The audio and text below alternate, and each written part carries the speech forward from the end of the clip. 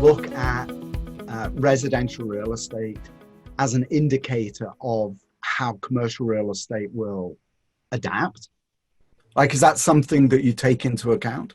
From an asset class perspective, yes. So when we talk about how residential people who owned apartments in Manhattan moving out to all of the various suburbs of the city, clearly then you say a lot of those folks don't also want to commute into Manhattan. So that therefore the suburban office property that's 3.5 miles from your new home is a perfect place, right? And if you're are fortunate enough to be the owner of that business, then you're likely to say, I'm going to move 3.5 miles away from my home.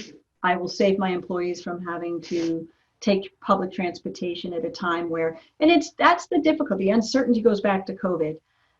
Even if, for sure, the world will be gifted with a vaccine of some sort. But I suspect it's going to take some time for a comfort level, for a safety level, and for everyone to be immunized. So, it could be some time before anyone says, the property values in Manhattan look pretty attractive, or rents have fallen dramatically. I'm a young person or a young couple. Let's move back into Manhattan.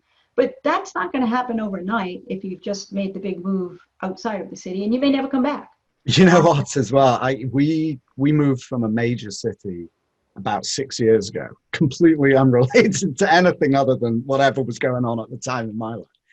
And first of all, I'm very happy that we did. We live in an agricultural location now, but here I am talking to, I don't even know where you are. It could be anywhere. I presume you're on the East Coast in New York somewhere, right?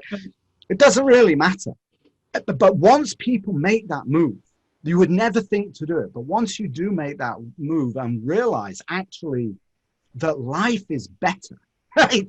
It really makes it difficult to even imagine going back into the center of a massive conurbation. Like, why would you do that? It took me a long time. I came kicking and screaming, I lived in big cities all my life, but my wife wanted to move.